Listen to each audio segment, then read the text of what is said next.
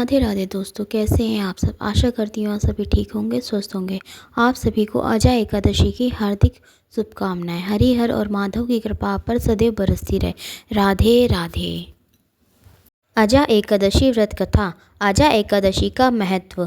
अर्जुन ने कहा, हे पुंडरीकाक्ष, मैंने श्रावण शुक्ल एकादशी अर्थात पुत्रदा एकादशी का सविस्तार वर्णन सुना। अब आप कृपा करके मुझे भाद्रपद माह के कृष्ण पक्ष की एकादशी के विषय में भी बतलाइए। इस एकादशी का क्या नाम है तथा इसके व्रत का क्या विधान है। इसका व्रत करने से किस फल की प्राप्ति होती है। श्री कृष्ण ने कहा, हे कुंती पुत्र, भाद्रपद माह के कृष्ण पक्ष की एकादशी को अजा एकादशी कहते हैं। इसका व्रत करने से सभी पाप नष्ट हो जाते हैं। इस लोक और परलोक में मदद करने वाली इस एकादशी व्रत के समान संसार में दूसरा कोई व्रत नहीं है। अजा एकादशी व्रत कथा। अब ध्यान पूर्वक इस एकादशी का महात्म्य श्रवण करो। पौराणिक काल में भगवान श्री राम के वंश में अयोध्या नगरी में एक चक्रवर्ती राजा हरिश्चंद्र नाम के एक राजा हुए थे। राजा अपनी सत्यनिष्ठा और ईमानदारी के लिए प्रसिद्ध थे। एक बार देवताओं ने इनकी परीक्षा लेने की योजना बनाई। राजा ने स्वप्न में देखा कि ऋषि विश्वामित्र को उन्होंने अपना राजपाट दान कर दिया है। सुबह विश्वामित्र वास्तव में उनके द्वार पर आकर कहने लगे कि तुमने स्वप्न में मुझे अपना राजदान कर दिया। राजा ने सत्यनिष्ठ व्रत का पालन करते हुए संपूर्ण राज्य विश्वामित्र को सौंप दिया। दान के लिए दक्षिणा चुकाने हेतु राजा हरिश्चंद्र को पूर्व जन्म के कर्म फल के कारण अपनी पत्नी, बेटा एवं खुद को बेचना पड़ा। हरिश्चंद्र को एक डोम ने खरीद लिया जो शमशान भूमि में लोगों के दाह संस्कार का काम करवाता था। स्वयं वह एक चंडाल का दास बन गया। उसने उस चंडाल के यहाँ कफन लेने का काम किया, किंतु उसने इस आपत्ति के काम में भी सत्य का साथ नहीं छोड़ा। जब इसी प्रकार उसे कई वर्ष बीत गए तो उससे अपने इस नीच कर्म का बड़ा दुख हुआ और वह इससे मुक्त होने का उपाय खोजने लगा।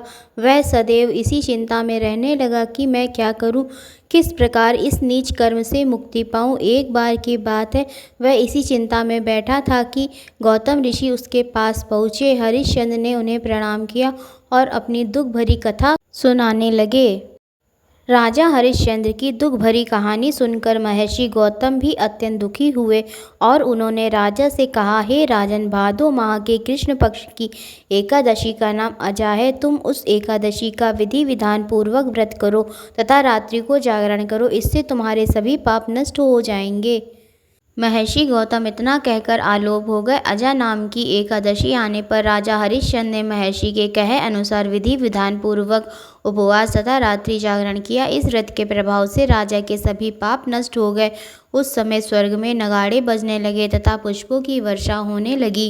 उन्होंने अपने सामने ब्रह्मा, विष्णु, महेश तथा देवेंद्र आदि देवताओं को खड़ा पाया। उन्होंने अपने मृतक पुत्र को जीवित तथा अपनी पत्नी को राजसी वस्त्र तथा आभूषणों से परिपूर्ण देखा। व्रत के प्रभाव से राजा को पुनः अपने राज्य की प्राप्ति हुई। वास्तव में ऋषि ने राजा की परीक्षा लेने के लिए यह सब कौतुक किया था, परंतु अजा एकादशी के व्रत के प्रभाव से ऋषि द्वारा रची गई सारी माया समाप्त हो गई और अंत समय में हरिश्चंद्र अपने परिवार सहित स्वर्गलोक को गए। हे राजन, यह सब अजा एकादशी के व्रत का प्रभाव था। जो मनुष्य इस उपवास को विधि विधान पूर्वक करते हैं तथा रात्रि जागरण करते हैं, उनके सभी पाप नष्ट हो जाते हैं और अंत में वे स्वर्ग को प्राप्त करते हैं। इस एकादशी व्रत की कथा के श्रवण मात्र से ही अश्वमेघ यज्ञ के फल की प्राप्ति हो जाती है। जय श्री हरि। ओम नमो नारायणा। ओम नमो भगवते वासुदेवाय। आशा करती हूँ आप सभी को यह वीडियो अवश्य पसंद आई होगी। अगर आपको यह वीडियो पसंद आई है तो प्लीज़ इसे लाइक करें, अपने दोस्तों के साथ इसे शेयर करें और हमारे इस चैनल को सब्सक्राइब अवश्य करें। राधे राधे।